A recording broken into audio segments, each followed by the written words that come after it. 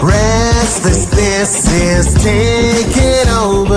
Don't know what to do, don't know where to go. You take yourself wherever you go. Doesn't matter what you do, you can't hide. There's no escape, no amount of fun that will keep you long enough to forget all your troubles. We're just running from ourselves in the end.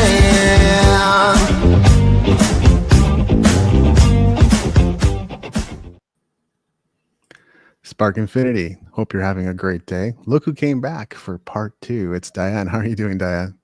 I'm doing great. How are you, David? I'm always good. Andrew, David Andrew. That's right. The three name, Sarah Michelle Gellar or Andrew Lloyd Webber. Similar idea. Exactly. Anyway, hopefully you had the opportunity to watch part 1. If not, go back into the YouTube channel and the live streams, and you'll be able to hear this incredible story from the very beginning. Diane's going to continue for us today. Eventually, this all goes up on the website too, which we are making some progress with. So sparkinfinity.live. Diane, is there anything you'd like to cover before getting right back in? I guess, again, thank you for having me on and being so gracious as to let me finish my long story. My testimony isn't simple. And even with all this, I say you still haven't heard of all of it, because that's basically it. What comes out of me, it just flows as it is, through the Holy Spirit and through, the universe or whatever. It's always different. Whoever I'm interviewing with, I always know, I don't think I told them about that. Did I? So, I don't know. I guess I'm ready to roll. Okay. Well, yeah, I think I wouldn't be the first to tell you that your story would make for a great movie. I think they would have a challenge trying to tell all of that in one go, just because there's so much. But it would make for a good movie. Well, thank you. Yeah, many people have told me to write a book, and maybe someday I will. You never know. Yeah. So. Well, let's pick up where we left off then. You crossed into Nevada. I had. So I had my dog in the back seat. I was leaving my marriage. I became separated and knew that I was becoming divorced. And so contacted my parents, and they said, come back to Wisconsin. It was my decision ultimately, though. I literally put down on paper the pluses of Wisconsin and the pluses of California. So I wouldn't be fleeing. I always believe in making a sound decision if it's a very big decision. So I wrote down pros and cons of Wisconsin, pros and cons of California, and Wisconsin weighed heavily. There were a lot of reasons for me to come back here, and a lot of good reasons. And so I never regretted coming back, but there were some things that were difficult to leave in California for sure. But I was leaving all of that, coming into Nevada with my dog in the back seat, who I wanted to bring back.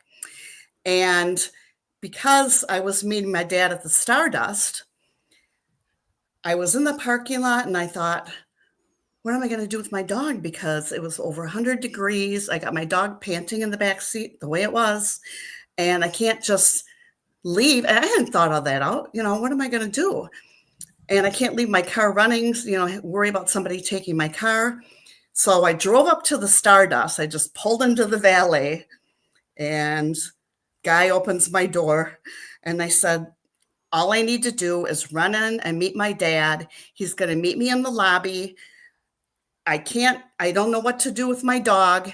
So if you'll just let me run in quick and meet him, and I'll come right back out, I would really appreciate it.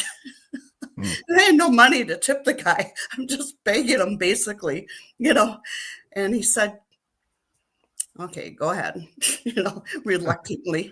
I got to look at her. Who is she? So I went into the lobby, and my dad was not there.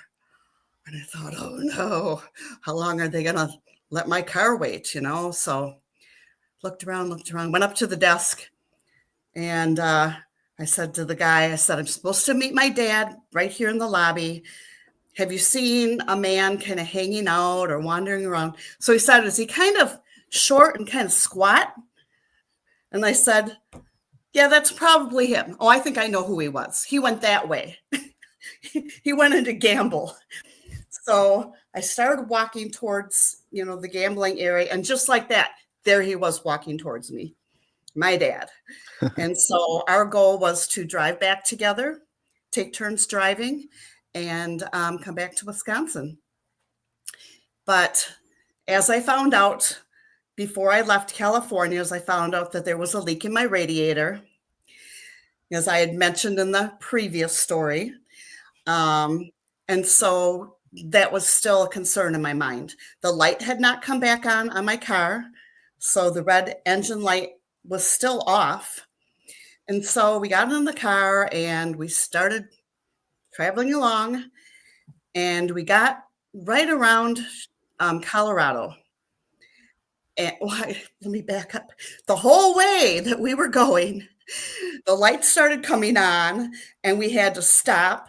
And my dad would just take gallons of regular water and he was pouring it in the radiator, and the steam's pouring out so we could go. And then the light would come on again. We'd pull off somewhere else. I remember going to a weigh station and he's filling up a milk carton with water at the water, pouring that in. I mean, it was just insane. I thought, are we even going to make it? So we get below the mountains in Colorado, and it was getting pretty bad. And all of a sudden, the car just died. And I'm thinking, oh, great. So we went to a little garage at the base of the mountains. I mean, it just looked like I was worried to bring my car there, that kind of a place. So went there, and the guy said, yep, well, we are going to have to pull the radiator, like they told me in California. We're going to have to pull it. It's going to be a couple days, So we got a room because we didn't know, what else to do. And that could have a dog. So I had my golden retriever. So we went up into the room, and I was in there with the dog, and my dad went back down there or something. So my dad came back in and he said, give me the keys. I said, what do you mean give you the keys? Give me the keys. We're going to leave. And I said, what do you mean? He said, I found out years ago that if you buy this gunk, comes in a bottle, and you pour this gunk in the radiator, that it will seal it. And it'll be a period of time. And I think that maybe what they might have used when the first time, he said, we can get all the way home. I'm sure we can. I'm looking at him like, I mean, we were in Colorado to go to Wisconsin, and the issue of it is we were going to have to go up the mountain. Okay. Like that's our next step, is to go up the mountain and go up through Colorado. And so I was really nervous. I said, no, I'm not going to give you my keys. Give me your keys. And my dad was very powerful, And so I handed him the keys. He had put the stuff in. And so we took off. The light did not come on, and, went on our way. We literally drove all the way back to Wisconsin, and the light did not come on. No red engine light. Yep. It actually worked like the whole way. And I was returning, I unloaded all my stuff, and I needed to return the U-Haul. So I went to the U-Haul parking lot where you drop it off, found out where I could drop it off. And I pull up into the driveway of the U-Haul, and the light went out. I mean, the light went on right when I pulled into the U-Haul to dump off the trailer. The light goes on. And honestly, I was relieved because I was home. And I didn't care if the light went on because I could just go home and get the thing fixed, but I just thought that was pretty comical, and the timing was amazing. And so I got back, and it was pretty depressing, and it was pretty difficult. obviously to leave. I didn't want to be divorced. I wanted to get married to stay married. I believed in the sacrament of marriage, and I didn't want, to have a life and like start over kind of a thing. I didn't want that. And I wanted children, I wanted a family. So my bubble was burst. And as I had said before I left, I had been drinking a lot, and I was taking Valium, what the psychiatrist prescribed to me, because I told her I thought I was going to have a nervous breakdown. So she gives me Valium. So I was drinking every night and taking Valium with it. And because that's when he would come after me, would be at night, my husband. And so I was trying to protect myself and try to numb myself and, and just not experience it. So when I came back, I threw away all the Valium. I thought I ain't touching this stuff anymore, but my drinking accelerated. I was very depressed. And it's what I knew how to, that's how I coped. That's what I knew how to do, was to drink to cope. And so it continued to accelerate. So, that wasn't, I got home in the beginning of, well, no, it was the end of May. Okay. So in summer, teachers don't work basically, unless you're going to school, or unless you teach summer school. So I needed to find another teaching job because I was a teacher. So I had the summer off. So yes, I was looking for a job, but I was going out all the time, going out to the bars all the time and going through my routine of getting drunk and sleeping with men and got into a relationship I shouldn't have gotten into. It was months, but he was an alcoholic, go figure. And so it just got pretty bad. And when I had gotten back, I also wondered what an alcoholic was, or what did I go through? And was I part of the reason, or, was I doing something wrong? How should I have dealt with it? I just didn't understand the whole picture, and I knew people in my life that drank a lot and people had problems with it. And I just, I drank a lot and I just wanted to know about it. And so I heard about Al-Anon. And so I thought, well, I maybe should go to Al-Anon. So I think I went to one meeting and I heard about a conference, and it was mostly ladies. And it was a group of people that were going to go away for the weekend. It was kind of like it was a conference facility for retreats, for religious retreats right here in Appleton. And so I went to that, and not knowing what it was going to be like. And it was really educational. It was really good. I really learned a lot about, what alcoholism was and how it can affect not just the person that's actively drinking, but how it can be, the person can be just as sick that's living with the sick. So both people can be sick because of the situation. And so the last day that I was there, the guide said, we're giving free assessments for alcohol. If you would like to you can get a free assessment. And I thought, free? Well, that sounds great. I think I'd like to do that. It doesn't cost any money. So that's all I was thinking of in my mind. I wasn't thinking of, oh, I've got a problem. I just thought, I'm curious. I'll do this.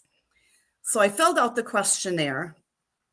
I was honest as could be, brutally honest. And, that's me. Oh, that's me too. It's like, this is me, that's me. And I got done with it and I handed it to the guy, and he's sitting there the whole time, and I handed it to him and he said, so Diane, do you think you have a drinking problem? And I said, yeah. So it was the first time that I admitted it wasn't just my husband, but it was me. That was the first time that I admitted that I could do something about me too. Be happy. Here I'm getting emotional too early. It was a big step. It was a big step to realize that I can work on myself as well. I don't have to just because I can't change him. There's nothing I can do, but oh wow, there's actually something I can do here. So I can't even describe the feeling. It was amazing and yet it was scary, you know. And so I went to my room that night and I just broke down crying.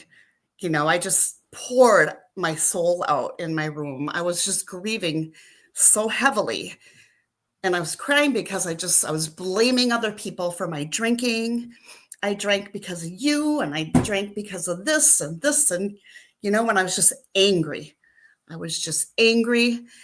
And at the same time, I knew that I was going to do something about it, but I was just blaming and not wanting to have a drinking problem. Why is this me? Why am I going through this? And what does this come to? And so all the other people in the group were outside of my window and they were on the grass and they were all playing like kids, kicking balls around, and they were just out there having fun. And I remember looking out there and thought, what is so fun? Like, what is your problem?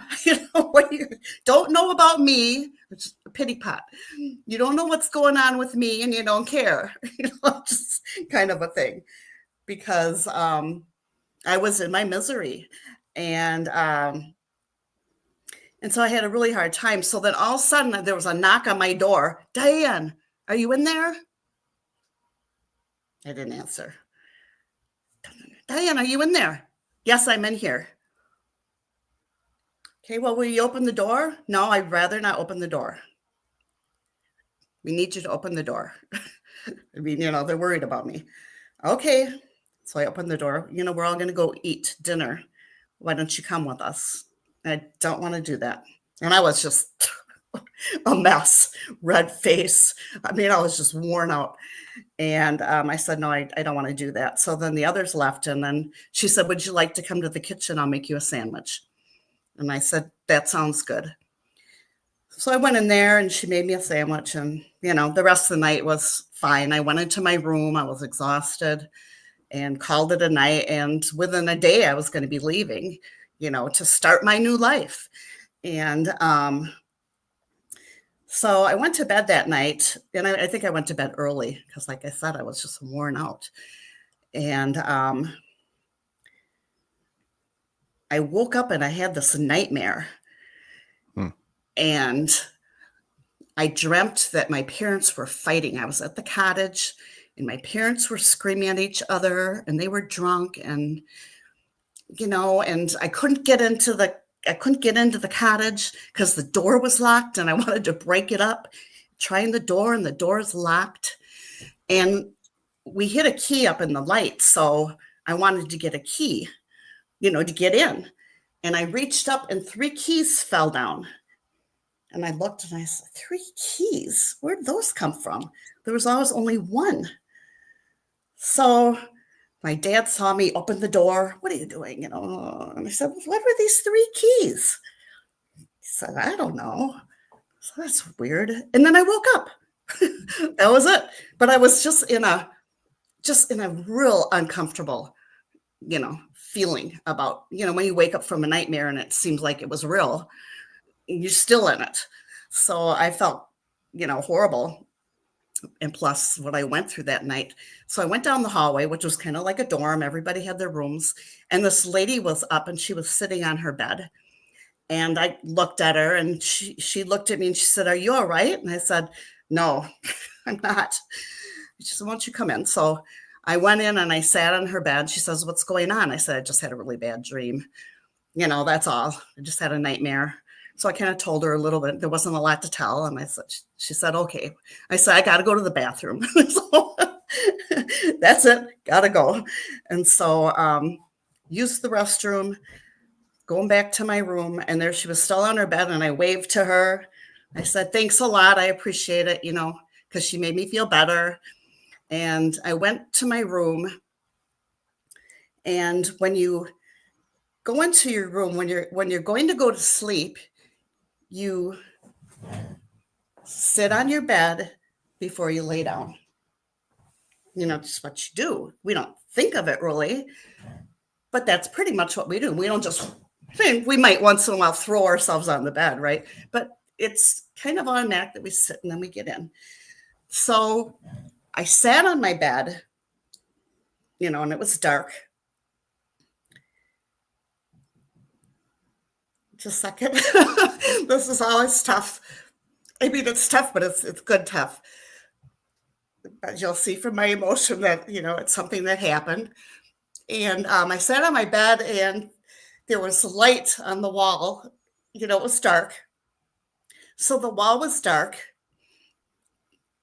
and there was light on the wall, and the light was in shape of lilies. One was going to the right and one was going to the left.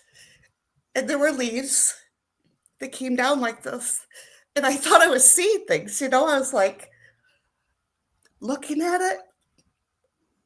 And I could just take a pencil or something and traced around it. And I looked at it and I thought, Easter it's a new beginning. It's like me, you're born again. You have a new life. You get to start over. 3 keys. The 3 keys of Father, Son, and Holy Ghost. That's the 3 keys. I mean, like all these dots were connecting. And I was just like, I couldn't believe it. And I was so happy, because I was seeing this beautiful, beautiful thing, instead of a shadow on the wall and a dark shadow, it was light on the dark. And so I thought, nobody's going to believe me. Going back down to that room to tell that lady. So I left the room, excuse me. I left the room, ran down there to the ladies' room. She was still up and she was on her bed. And I was all probably like this. And she said, are you all right? And I said, yes, I am. And she said, what's going on? I said, can you come with me to my room? And sure. So I brought her to my room and I said, don't think I'm weird or anything, but I got to close the door and I'm not going to turn on the light. And I said, I need you to sit on the bed next to me. I mean, it was just like, I didn't know what she was going to think, This is what happened. So she sat right next to me. And I said, look at the wall. Just look at the wall and tell me what you see. And she's just, like this, staring at the wall quietly. And she said, I see flowers. And I said, yes. And I'm looking at her, like she's seen it. She said, I see flowers. I said, yes.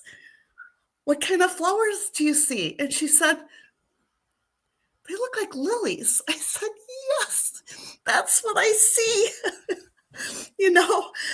I said, I didn't want to be the only one that saw it.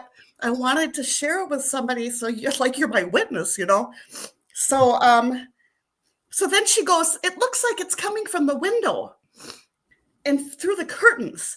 Let's see if we can make other flowers. So she goes to the curtains and she starts moving them around. And the whole thing goes. I mean, it's just pieces of light, And I was like, why'd you do that? And she's like, I can't seem to do it. And she tried, maybe we can make an animal. Just like, and that's what happened. It was just like, I knew that that my life was going to change. And I knew that this was my beginning, my new start. and I was getting the nod from my father. I was getting the nod, and that's how my faith grew exponentially. It grew in just, and that was just the beginning, you know? And so I came back. I got just 1 second. Sure thing. That's always a very emotional Yeah. because, and people know when I'm telling it that I'm telling the truth because it just hits me like a ton of bricks because it takes me back, to that moment. It was unbelievable. So, so anyway, I went back home. When the guy said, "Do you think you had a problem?" and I signed up for treatment right there in his office. I didn't say that, but I signed up. Sure, I'll get help. I'll sign up. And so I went home and I had taught her some, or no, it was summer. So I went away and I did something. I came home, and this is the days of answering machines. Okay. So I get home and there's a message on my answering machine. I play my answering machine, and it's the guy, and he says, "The dates have changed for our treatment schedule. We need to start on such and such date now. Give me a call back and let me know if that's going to work for you." And that denial part of me started knocking me on the shoulder saying, "Oh, well, you don't have to call him back." I don't think I want to do that. I don't think I want to deal with, I don't want to do that. I want to go out. And so I went back, just like that, into my drinking. And that was, it must have been like June or July, I think, somewhere around there. Within a month, I got a drunk driving. God Wow. tapped me on the head. I almost hit a tree, I guess. I didn't know. Tapped me on the head and said, "Wake up. Wake up. You made a decision. You learned how to have a new life. You learned. I told you in that room, you have a new beginning, and you're not doing what you're supposed to do." And so I was actually mandated into treatment this time, even though I was volunteering before.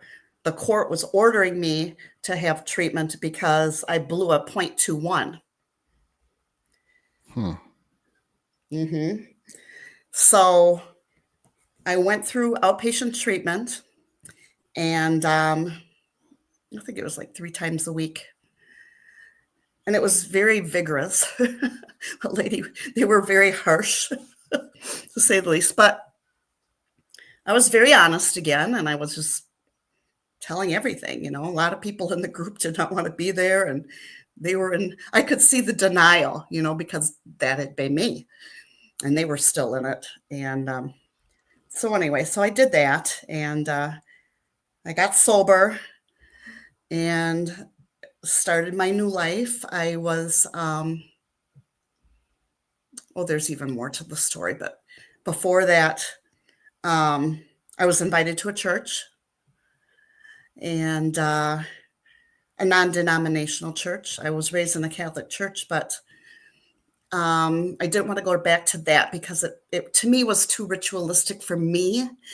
I need something more. I need something, like I was told to just sit still, and I'm somebody that I'm active, and I want the music, and I want what fits me.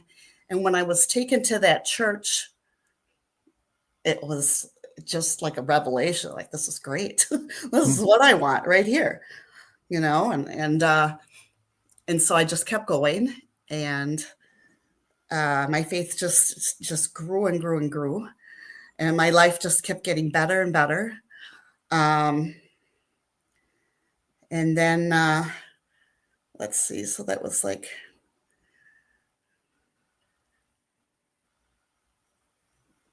So that was a couple years, and I ended up moving to Green Bay. I had to get another job. I mean, I chose to teach there. So I moved to Green Bay. And so then I started going to another church there, which was a great church. It started as a smaller church and it turned into a mega church. And it was just great to be part of it. I mean, it just exploded and it was just really cool. And I loved the pastor and his wife and the family. And I met a lot of people there. And I remained sober. And then I would say within 6 years of being there, which, geez, I think about now, it's really not that long. My sister got breast cancer. My mom got breast cancer the same month, the same year. Actually, so my mom found out she had it. She told my sister. My sister went and got tested. She had it. Hers was 4th stage. My mom's was not. So my sister ended up dying of breast cancer. But what happened, so that was 1999. And the same year, actually a little before that, I started getting sick and I started having colon problems. And it was affecting my schooling, because I'd have to run to the bathroom and then I couldn't go and I didn't know what was going on and bloating out. And so I was in and out of work. And it was a blessing when I first got out on a short-term disability because I was able to go and help my sister out of town. I was well enough that I could go there, and do stuff with her because I could go to the bathroom whenever I wanted, and otherwise I could function basically. But when people don't see your disability, they don't think you're disabled. They don't think you're sick. So that was kind of the stigma as well. I had teachers talking about me. There was a rumor spreading around that I was pregnant, which I wasn't. I said I always wanted to have a baby. Why didn't they tell me? Well, I didn't know because I was bloating out, and so there was just a lot going on. So I was just going back into deep depression and I was asking God, what is going on? Because teaching was my calling. What are you doing? What is this? I'm supposed to be teaching. And then I went back into teaching. Then I'm on a short-term disability again. Then I'm on a long-term disability. And the whole time, and I'm getting written up by principals because nobody believes me. And then I bring you doctor, notices and letters that say what's going on. And I'm seeing specialists, and nobody would believe me. And I was working with my union. It was nuts. So anyway, that was 1999. So I was out of school right around 2003, complete disability.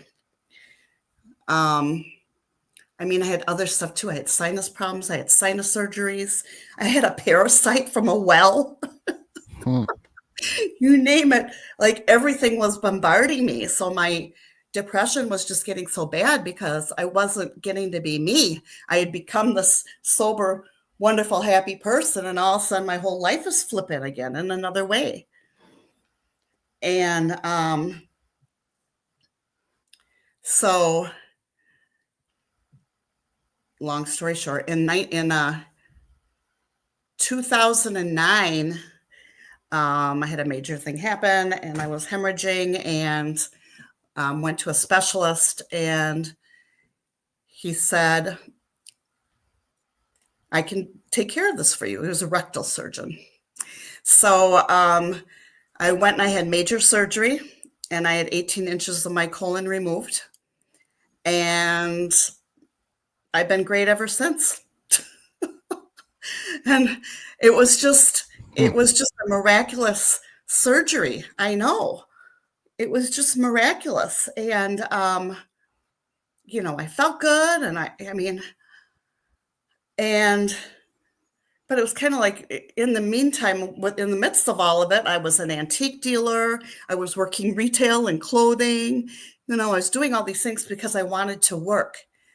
but I started getting my pension at the same time, Social Security. So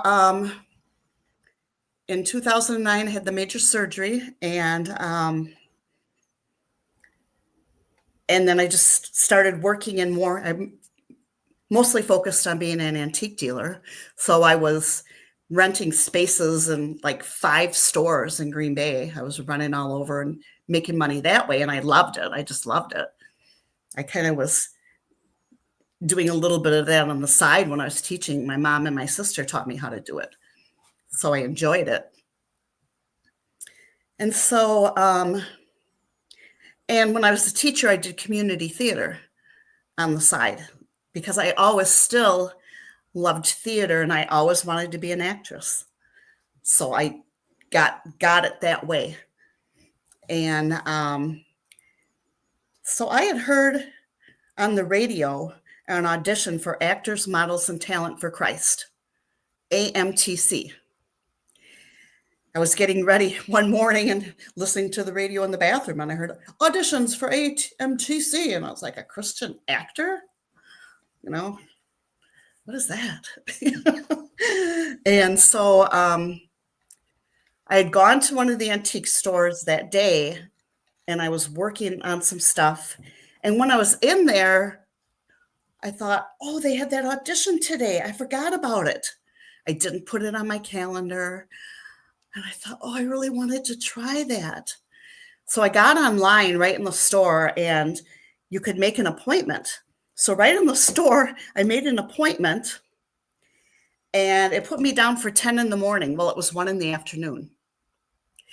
So I thought, okay. So I called up the phone number on there, and I said, I made an appointment. It said 10 in the morning. It's 1 in the afternoon right now. She said, come on over. So I went over there, and I auditioned some big lanky guy that's a actor that used to be some sports figure. I auditioned with him, and I did really well. And they called me back the next day, and down to Chicago I went. This was in 2013. Went down and I trained to be a professional actor. And I graduated in 2014, and I'm on my 11th year. So, my life went through all those trenches. God took and put all those puzzle pieces together for me and brought me to this place that I'm in today. And I've had other things happen since. But, there is an enemy out there.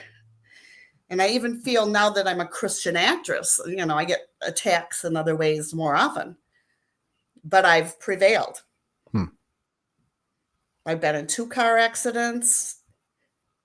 The first car accident, I had a concussion for 2 years. And that was 2015. And then I was in another car accident. So 3 years ago now, totaled my car. Wow. Yeah, they were both at fault both times. Negligent drivers. Yeah, I had no car. Just wrecked my car. But I didn't really get hurt. Well, she did break 2 of my fingers. They got caught in the wheel. But so there's those challenges. Yeah, I was one-handed, basically. Yeah. I gardened, though. Nothing was going to stop me. I was planting with one hand. Darn it, I'm going to do it. Keeping it dry, Yeah. And, but, you have to do what brings you joy, and you have to fight the good fight, they say.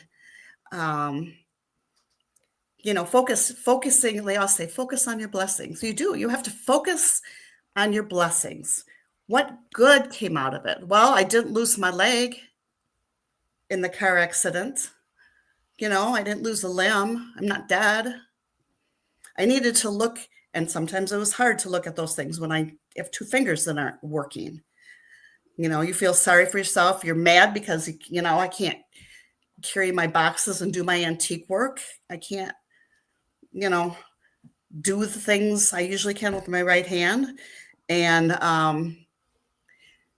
but you have to put your mind there. But I do have this.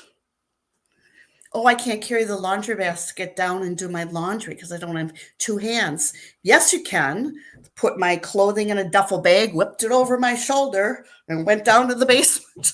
I was like, I can do my laundry. And it was safe. I hung onto the rail, did my laundry, threw the clean stuff back in there, went back up, threw it on the couch. You just think of ways to do things maybe like you've never done before. Yeah. And be a winner. And so it doesn't mean I could still, I could do everything. But anyway, I've gone through a lot, and I'm just happy now because I can share my story with people like you and people in the audience here. I can let people know that you can do anything you put your mind to. It's true, and your heart. You're going to say that you can't, but you can. You just have to get around the obstacles. And when I was training for acting, I couldn't afford it. I mean, I could barely afford it. I wasn't going anywhere because my gas money went towards my training. Not driving places. I mean, I wasn't eating out. I wasn't going to movies. I rearranged my whole life for that. I was driving a clunker car, like I was talking before. Like my Blazer was ready to fall apart. It was $124,000 or whatever. And, I couldn't afford new tires. I mean, there was so much. And, yeah. So but I did it. Even though I'm thinking that's going to break down, I'm still going down to Chicago. And if it breaks down, I'm downtown Chicago. Oh, well, you're stuck. What are you going to do? So I'm a fighter, and I'm stubborn, and I just want to do what's right. And I want to help other people, just rise above. And I still have times, I'm not perfect. We have our human condition. We have things that haunt us in our minds, things that want to take us back, to old behaviors. I have my rules. I have things that I'm very strict about in my life to protect myself. And I listen to my gut. To me, my gut, my gut is God, because it's telling me, and I need to listen. And most of the time it's right. And I just didn't want to listen, or was too busy to listen, or I can't do it when I'm listening. All the excuses. We can all make up all the excuses. But then the good things might not happen if we don't listen and follow through. So that's my story, and I'm sticking to it. Well, Diane, I really appreciate you sharing your story. And I love what you said about finding different ways to do things in situations where you might not have the facility you normally have. I just gave a training on problem solving 2 weeks ago. So it's really very much in line with what you said, is figuring out how to do things that you seemingly cannot do. And that fits nicely into this ecosystem. But we'd be glad to have you back again sometime. And I think I speak for all, viewers and listeners when I say this has been fantastic. Well, that would be wonderful. And, I could the next time focus more on the work that I've done. We have a couple movies coming up. The director that I work with out of Fort Atkinson, Wisconsin, we had just finished a film called One by One. And I was Tilly in that film, in assisted living. And Daniel Truitt, who was Ralph from The Sound of Music, was in his film. He became friends of his. Well, Daniel Truitt allowed Steve to write his story, a documentary about his life. It's called The Life of Music. and that has been completed. So I'm going to be going to see that at the end of the month. And at that viewing, Don Beebe from the Packers will be there. And Steve's next movie is about Don Beebe's life. Hmm. So I'm hoping I get into Don Beebe's movie about the Packers because I'm a fanatic and I would just love, and plus Steve is so great to work with. So that's my next event.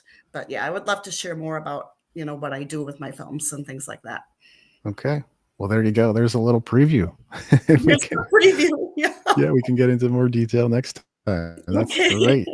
Well, thanks, Wonderful. Diane, and thanks, Spark Infinity. Thank you so much for having me. Thank you. You're welcome.